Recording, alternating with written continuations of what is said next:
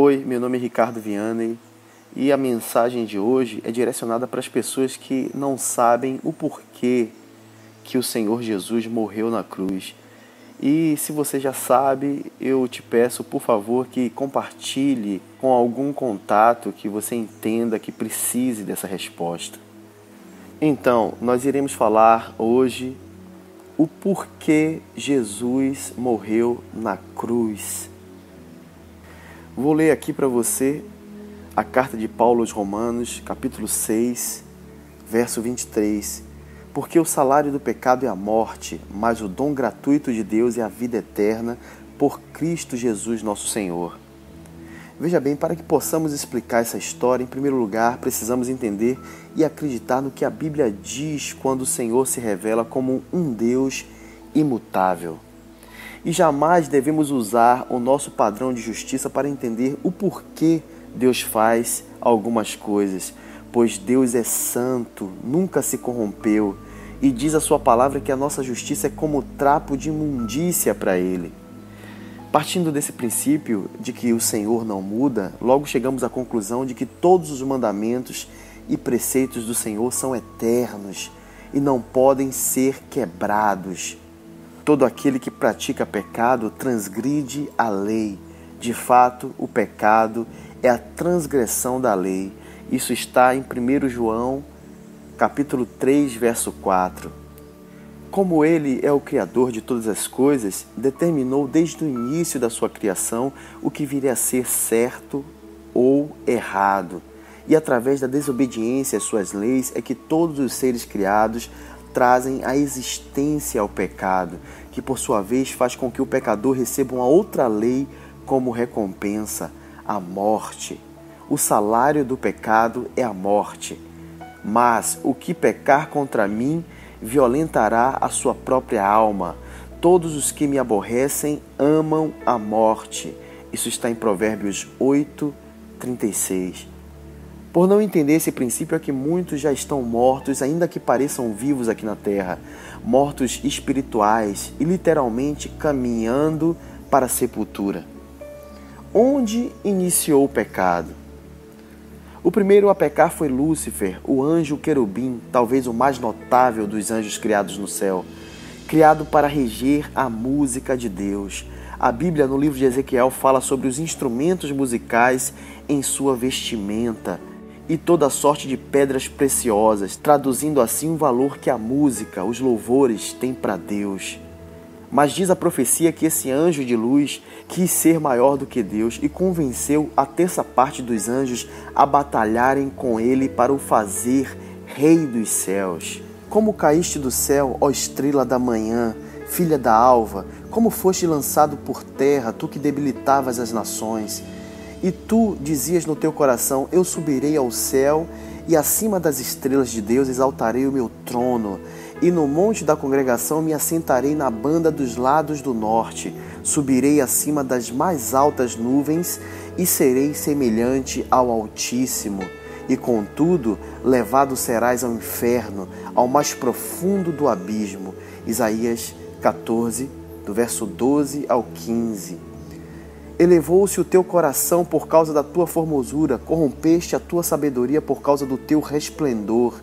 Por terra te lancei diante dos reis e te pus para que olhem para ti. Pela multidão das tuas iniquidades, pela injustiça do teu comércio, profanaste os teus santuários. Eu, pois, fiz sair do meio de ti um fogo que te consumiu a ti e te tornei em cinza sobre a terra, aos olhos de todos os que te veem. Ezequiel 28, do verso 17 ao 18. Foi então que Deus deu ordem a Miguel arcanjo, chefe da guarda, para junto com os anjos os expulsarem do céu e os precipitarem na terra como demônios. E houve batalha no céu. Miguel e os seus anjos batalharam contra o dragão. E batalhavam o dragão e os seus anjos, mas não prevaleceram, nem mais o seu lugar se achou nos céus. E foi precipitado o grande dragão, a antiga serpente chamada o Diabo e Satanás, que enganava todo o mundo. Ele foi precipitado na terra e os seus anjos foram lançados com ele. Apocalipse 12, verso 7 ao 9. Deus poderia dar fim a Lúcifer e aos anjos rebelados, mas preferiu dar ordem ao restante do exército que ficou com ele para fazer o serviço. Neste ponto aqui, vemos que Deus poderia estar observando quem iria usar o livre-arbítrio para continuar ao lado dele o servindo, já que foi o livre-arbítrio o fator principal da sedução de Lúcifer à rebelião. E nesse primeiro episódio, o Criador de todas as coisas poderia ter chegado à conclusão de que a fidelidade dos que optaram por se submeterem e o honrarem seria algo determinante e que deveria permanecer para a eternidade. Os fiéis são o motivo de toda a existência na terra.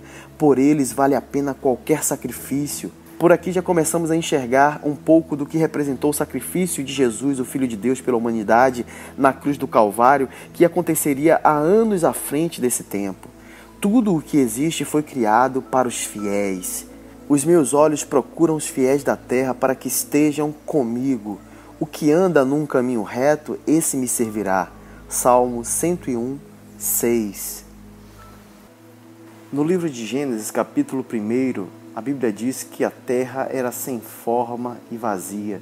E em algumas traduções dizem que a terra estava num estado de caos, caótica.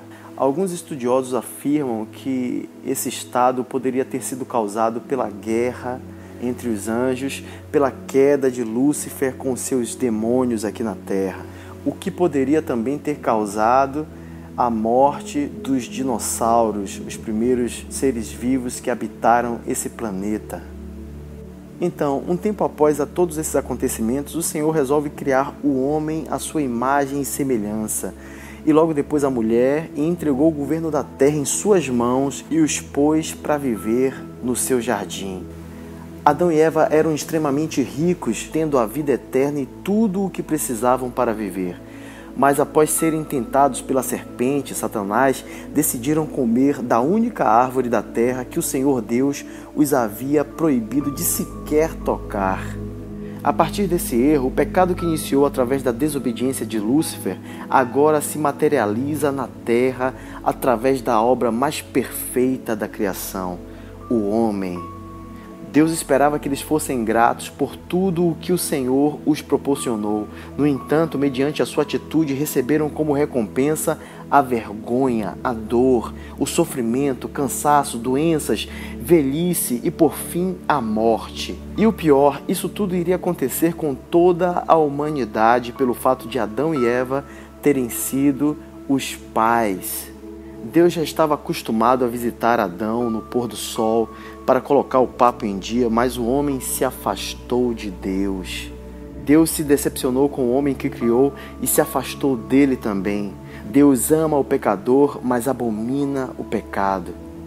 O homem começa a morrer a partir do momento que se afasta de Deus. Mas muitos poderiam se perguntar, será que Deus não poderia os perdoar para que a humanidade não sofresse?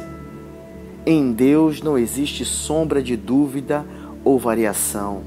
Ele é imutável. Essa é a natureza dele. Deus vela pela sua palavra. Foi ele mesmo quem determinou o castigo para quem pecasse. Mas mesmo assim, ele não desistiu do homem. Ele sabia que o homem tinha o direito de optar por não pecar, mas tinha sido seduzido por Satanás no jardim. Um dos atributos de Deus é ser rico em misericórdia com os que o buscam. Determinou mais uma lei que diz que somente se houver derramamento de sangue, haveria remissão dos pecados. E a partir daí o homem passou a sacrificar um cordeiro sem manchas, sem defeito, para perdão dos seus pecados. O tempo foi passando e Deus estabeleceu o seu povo de Israel e sacerdotes para ministrarem os sacrifícios para perdão do seu povo. Esse sacrifício apontava para o cumprimento do único e grandioso plano de resgate criado por Deus para salvar a humanidade. Para não passar por cima da sua própria palavra, ele teve que escolher o martírio próprio em prol de libertar e salvar a humanidade. E essa atitude mostrou a todo o reino, seja celestial ou aos reinos da terra, o quanto Deus é santo. Ele tinha que abrir mão do seu melhor, o primogênito da criação, o seu único filho. Jesus, o Filho de Deus, aceitou a missão e, nascendo de uma virgem, veio à terra para ser o Cordeiro de Deus, que seria sacrificado para que seu povo não fosse mais escravo do pecado. Porque eu bem sei os pensamentos que penso de vós, diz o Senhor, pensamentos de paz e não de mal, para vos dar o fim que esperais. Jeremias 29:11. Jesus escolheu fazer isso. Ele se entrega a uma missão que era dos dois, pois eles são unânimes em pensamentos e atitudes. E essa unidade vem desde a criação. A Bíblia revela que pela triunidade, Pai, Filho e Espírito Santo, todas as coisas foram criadas. Com o ódio de Deus, Satanás, que é o pai do pecado e da mentira, não percebia que estava cometendo o maior dos erros da sua vida. Consumido pelo desejo de destruir o Filho de Deus, ele incitou as pessoas da época de Jesus a o matarem. O Deus que se tornou homem veio para ensinar o caminho do reino de Deus. Pregou amor, misericórdia, salvação e vida eterna a todos aqueles que ouvissem e praticassem os seus ensinamentos. E foi por meio de uma traição entregue para ser crucificado. Como um cordeiro puro e perfeito foi conduzido ao matadouro para a remissão dos pecados da humanidade. Mas com esse acontecimento a terra entra em colapso. Uma anomalia acontece no tempo, na natureza, no inferno e no céu. A morte acaba de cometer um erro gravíssimo. Tirou a vida de um homem que nunca pecou. Se a morte é o salário do pecado, por que Jesus, o Filho de Deus, morre então? Houve terremoto, o véu do templo se rasgou, simbolizando que o sacrifício perfeito para a remissão dos pecados já tinha sido consumado. Mortos no cemitério ressuscitaram. Naquele dia o mundo parou para ser reiniciado da forma certa. Jesus toma a chave da morte das mãos do diabo e a morte teve que o devolver à vida, pois ele não a pertencia. E ao terceiro dia o Filho de Deus ressuscita. Aleluia! Deus agora restabelece a nova aliança no seu Filho, e todos os que crerem nesse sacrifício e se arrependerem dos seus pecados e viverem os ensinamentos de Jesus serão perdoados, terão novamente acesso ao seu Criador como no início da criação e terão o seu lugar eterno no reino de Deus e do seu Filho. Depois de aparecer após a ressurreição para os seus apóstolos, Jesus retorna aos céus para então ser recebido com veementes honrarias pelos anjos e se assentar à destra do Criador. Ele escolheu se sacrificar por nós.